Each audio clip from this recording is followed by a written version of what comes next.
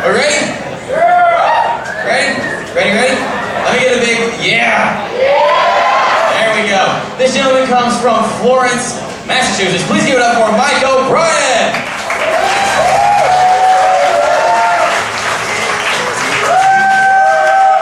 Yes, I'm here. I feel welcomed. I appreciate that. It's Friday night. People are on dates tonight, right? Anybody on dates tonight? Whoa, that's, you guys, nice, big night out here. Dating's tough though. Yeah, buddy, absolutely. Dating's tough because of double standards. Women say they have like really bad double standards. They say like, oh, you know, if a guy sleeps with a bunch of women, he's considered a stud, but if a woman sleeps with a bunch of dudes, she's considered a whore. That's not fair. That's a bad double standard right there. But guys have bad double standards too. Like if a guy cheats on his wife or girlfriend, the guy's considered an asshole. But if the woman cheats on her husband or boyfriend, the guy's still considered an asshole. She can just say, well, he gained a bunch of weight, he couldn't hold the job, and he cried all the time.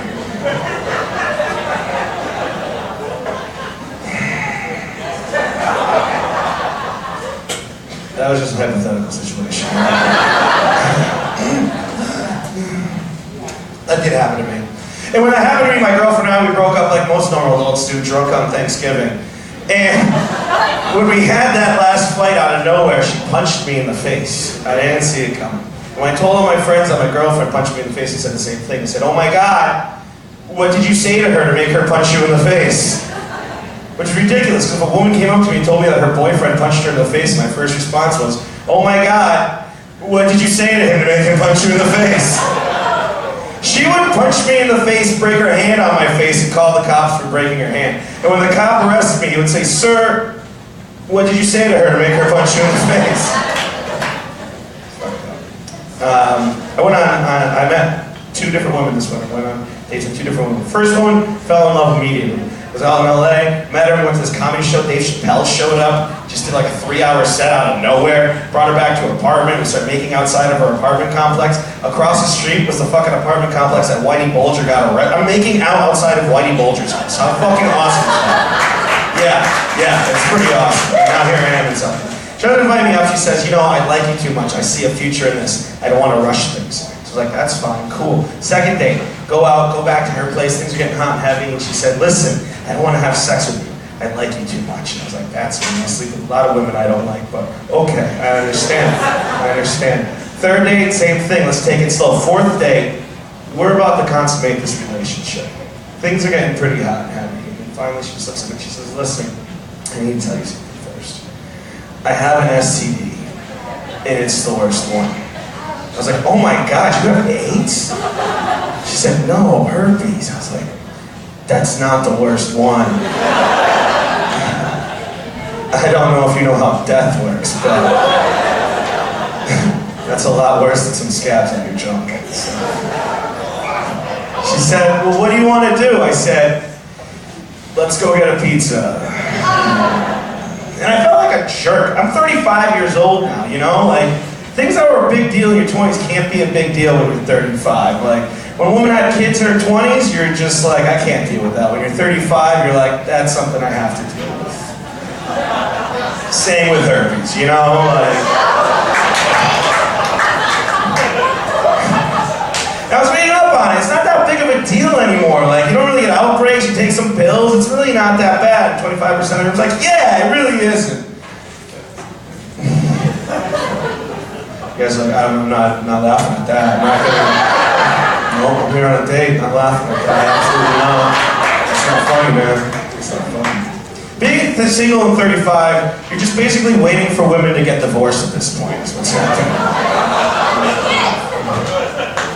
Really, I should. Second girl I went on a date with, we went on one date. We go out on the beach, we're walking along the beach, things are getting pretty good between us. I'm liking her, she's liking me, we start making out. And as we're making out, I look underneath, she's wearing like a white tank top, and I look underneath the white tank top, because I'm classy, you know? And underneath the white tank top, she has a green bra. And underneath the green bra, she has another white tank top. I'm just like, what the fuck? And she said, listen, I need to tell you something. I was like, oh, fuck, not again. She said, I'm 38, I'm a virgin, and I'm Mormon. And I was like, oh, I wish you told me you had herpes.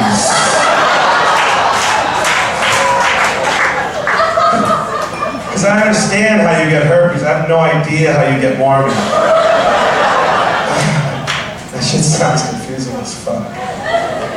STDs are tough because you don't know how someone has them. You can't ever tell. But guys, I'm going to give you a little trick today. Do you know how someone has had syphilis before? They can spell syphilis.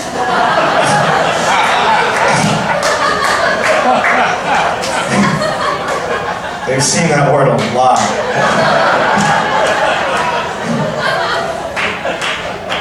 Last year I seen a girl and I broke up with her. She was smart, funny, and beautiful. I just felt I didn't need that in my life anymore. And it was weird because I'd never broken up with a girl before. It was the first time I ever broke up with a girl. It was really emotional. And at one point she looked at me and she said, but you're my best friend. I was like, Matt's my best friend. I've known him since middle school. I've known you for like 9 months. This girl broke up with me. It was really bad. She was in law school and she was about to go on an internship. Before she left, I took her on a date to a restaurant. Everything was going great. The bill came, and when the bill came, she threw her credit card down. She said, I'm not sleeping with you, I'm paying for this. I was like, what?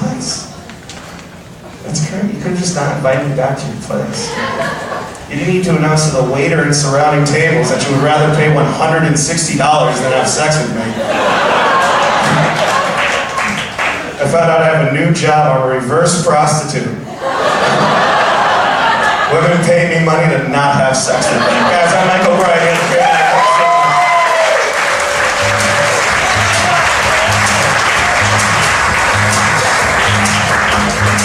Right. Speaking of prostitutes, how much do you tip a prostitute? 20%? Yeah, I figured that. I don't know if it was like restaurant average 20%, like added gratuity at 25% on groups of 8 or more. That's a good deal. I'll give it up. I don't know. What's to say? If there's any prostitutes, talk to me afterwards and figure this out, because I don't know.